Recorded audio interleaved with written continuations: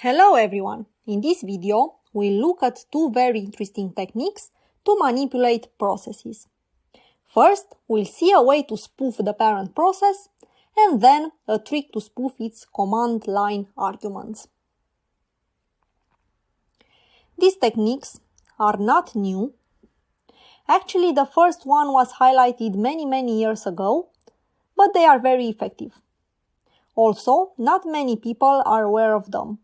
If you're doing red teaming and want to avoid EDR detection, this is for you. As we will see, detecting them can be quite tricky. So let's start with the first program. The link to the original source code is here, which I modified slightly. Let's see first how to run it. The program now accepts as argument the PID of a process that will appear as its parent.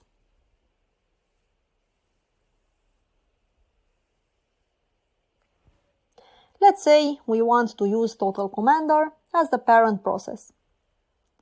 Its PID is 2152. Go to the folder where the source code was compiled and run the executable.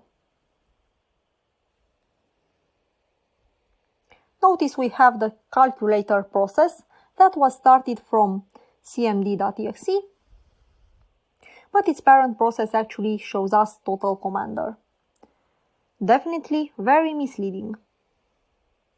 In practice, this activity is very difficult to detect because all the process monitoring tools are affected.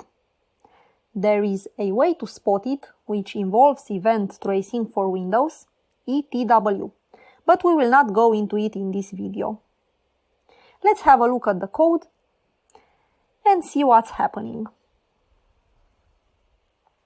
This is standard process creation code with one difference.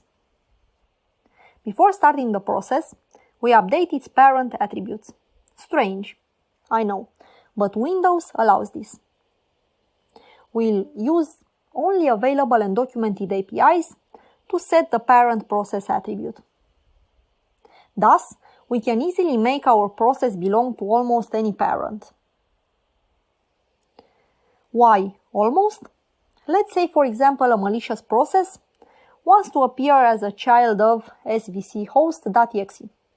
The PID of one of the multiple SVC host processes is 924. Open process, call failed. The reason is that we can only use as parent processes that we can get a handle to. But in this case, svchost.exe runs under NT authority system user. So we cannot use it or any other restricted processes. Process Hacker uses color codes for the processes we own and that we have access to. This can be helpful. I won't try other processes. You can play with this on your VM. The following process manipulation technique I wanted to show is also very interesting. The original source code, slightly modified by me, is here. It's a very interesting post, and I encourage you to go ahead and read it. I've already compiled the code, so let's see how it works. When we run the executable, it will spawn a PowerShell terminal with some strings provided as argument, here. But if we look at its command line, it actually has totally different parameters. The program name is correct, PowerShell, but the arguments are different. What's going on here? Our program was started initially in suspended mode with an innocuous list of arguments that we see here. So it won't raise any red flags. Before resuming the main thread, the arguments will be changed. The process arguments are accessible because they are located inside the PEB process environment block. If you read the original blog post, you'll see how the author uses the source code of Process Hacker to find out how to read the full command line of a process. Let's quickly go through the code to get a clearer picture. First, there is a create process call, which will use the harmless arguments. The process is created in suspended state. After that, we use getProcAddress to obtain the address of NT_queryInformationProcess function, which is not normally exposed. Then, we read the memory of the suspended process, specifically the PEB. Then, navigate inside the PEB to find the command line arguments.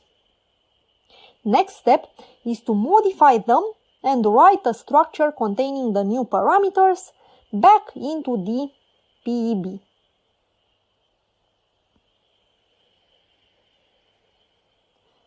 Finally, resume the suspended thread. Pretty neat. This trick is actually being used by Cobalt Strike and probably other red teaming tools. I think these two tricks are very useful to be aware of and start incorporating them in your pen testing activities. If you are on the blue team side, it's good practice to see if your EDR or SOC team can detect them. Thank you very much for your time. If you like this video, please support us to create more interesting content by subscribing to our channel. Cheers!